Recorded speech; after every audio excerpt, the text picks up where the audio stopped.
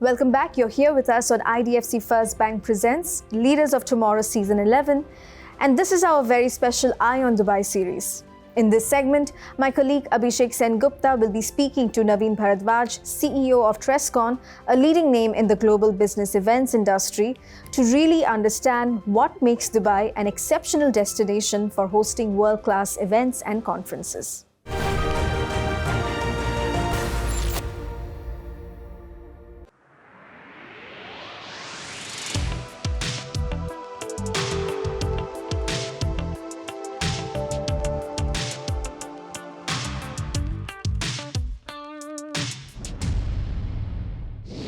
This is the fabulous setting of Grand Plaza Mövenpick Media City here in Dubai, where we will be in conversation with Naveen Bharadwaj. He is the CEO of a company called Trescon, a global leader in tech events across destinations, including here in Dubai. But how critical is this business-friendly Emirates' overall offerings to their global success? Let's find out. Naveen Bharadwaj, thank you for your time. Thank you for taking the time out of your busy schedule. Most I welcome. know these are busy times for you. You just finished World AI Summit here in Dubai just weeks ago. Then you move on to places like Singapore and Jakarta with your World Blockchain Summit, which is the longest running blockchain show anywhere in the world. And then you come back with that in Dubai in October. Give us a sense of what goes behind what is seemingly very complicated calendar, and how different has 2023 been for you compared to other years? I think 2023 has been a growth year for the events industry as a whole, because pandemic, I need not explain more, has caused a bit of damage to the whole world, and events industry suffered heavily. 2022 leading into 2023 has been sweet for us. As Trescon, we are known for the emerging technologies space that we organize our events in. So blockchain, artificial intelligence, metaverse, data analytics, cybersecurity, accelerating digital transformation is our one of our primary objectives. Therefore, all our events are pretty much in that area. As you rightly pointed out, we just finished the World AI Show. By the way, I think our World AI Show is also the world's longest running series. The Dubai leg was the 41st edition. We had more than 1,000 people attending. Unbelievable. Yes, absolutely. So Blockchain Summit in Singapore will be alongside the AI Show in Singapore beginning of August. Right.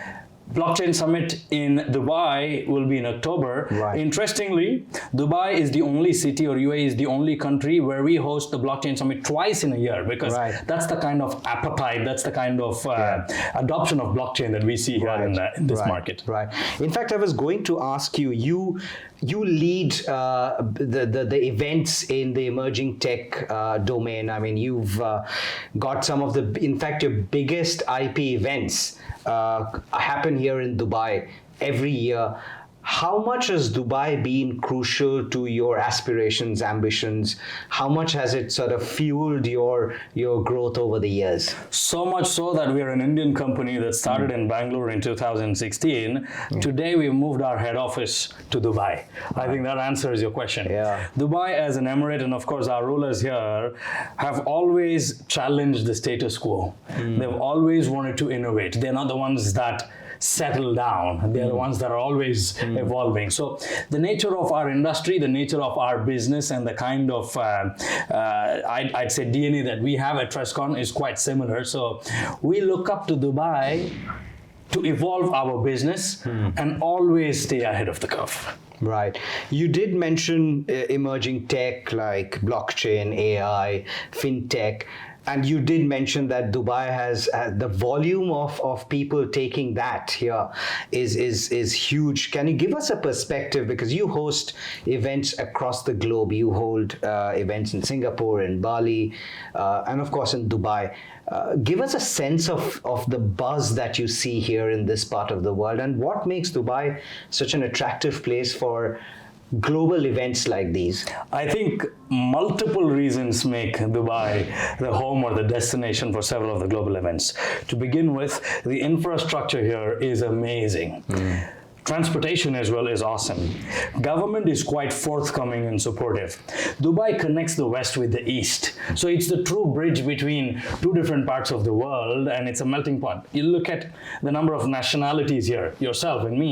We're not locals, we're not Emiratis, but we are in respectable positions, which means that the government and the locals have allowed for expats and people from all around the world to come to Dubai, not just temporarily for those events, but to also make Dubai their home to launch different businesses. So it's a combination of the regulations, government's interest, the infrastructure, investment that's coming into the country, as well as the touristic destinations that Dubai offers. Absolutely. And most importantly, the brand Dubai. Because you say Dubai, the world knows.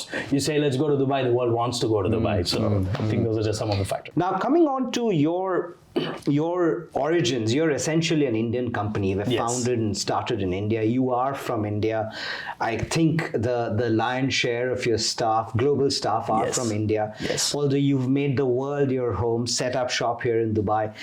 Do you have any specific plans for India? How do you see the Indian market today? Apart from your existing properties like the big CIO show, have you thought of something for the immediate future as far as India is concerned? Absolutely. So we are consolidating a lot of our event brands into one brand called Digital Acceleration and Transformation Expo. That's a long name, but the short name, DATE. Right. Interesting. We're launching DATE in India this November, which will be a 3,000 to 5,000 people affair, although I'm personally betting for 10,000 plus people to be there. So business visitors, investors, government organizations, enterprise sector, startups, innovators, academia from around the world coming together to talk about a few areas that help India and the world accelerate its digital transformation. So AI obviously is going to be one of the key talking points, but we're also talking about CX, UX, development, blockchain, metaverse, cybersecurity, data analytics,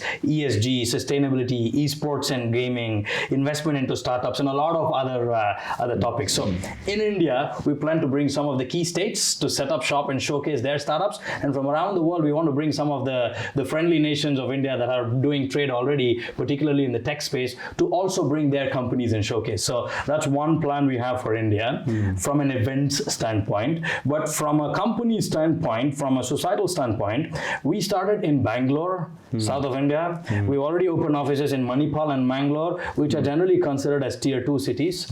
We're also considering investments into a couple of companies. One of them is somewhere around Ahmedabad. Another company is also from a tier 2 city. So what we're doing is we're going to tier 2 cities, setting up companies there so that we can solve some amount, even if it's an iota, 0.0001% of their unemployment problems. From a societal standpoint, from an impact standpoint, it makes us feel happy. Making a big change. Absolutely. And then teach them the art of hosting international events. So then they go to Bangalore or Mumbai or Pune or Chennai or to cities like Dubai or Singapore or elsewhere and start their careers. Because in those cities, they don't even know there is an industry called B2B events. So those are just some of the things in India. And do you see some kind of synergy sort of playing in between Dubai and India? Dubai and India are best friends. They have always been and they will continue to be. What works in both Dubai and India's advantage is the fact that the age group and the demographic dividend. So in India, I think more than 70% of our population is under the age group of 35. So we've got youth, which is quite similar numbers in Dubai. In Dubai, yeah. I think more than 35% of Dubai's population are Indians. Yes. Which means a lot of the youngsters from India are coming here. Right. India has now begun a startup revolution, an entrepreneurship revolution. We've always been known for tech. For the last 2 decades or so, we've made our name as the Silicon Valley of the Asian continent. So with all of that in place, it's only quite natural that youngsters from India that are focusing on tech and innovation will come to Dubai, make it their home. By doing so, one, they develop their businesses, they become successful entrepreneurs, they scale into a lot of different markets because Dubai nicely helps in that. Two, They help Dubai adding more entrepreneurs, bringing more investment, and some of their products and IPs being hosted here locally, which then gives Dubai also that edge of being an innovative company. So I think city. Sorry. So I think it's a great combo between Dubai and India. Naveen, this year is very crucial. The COP28 happens here, which is the world's biggest climate conference. Everyone's talking about sustainability. How important is sustainability for your operations, considering you host events pretty much around the year and around the globe? Two parts to this. Number one, from bringing the community together, we are hosting sustainability conferences and summits as well. We have a couple of them in the pipeline. I can't divulge too many details yet, but we are hosting sustainability events where we bring the core ecosystem together to talk about net neutrality, reduction of carbon footprint, to collectively as a society come together and make sure that we are creating a better future for the generations to come, as opposed to abusing the nature around us. And on the other side, internally as well, we are quite mindful. When we choose our suppliers, we tend to look for suppliers that have a twist of sustainability. So if it's a venue, we look at what are they doing in the sustainability space. Even for gifting, even for our business cards, we look for suppliers that are either recycling, that are doing things like a seed paper, that are making use of everything that's around them. Exactly.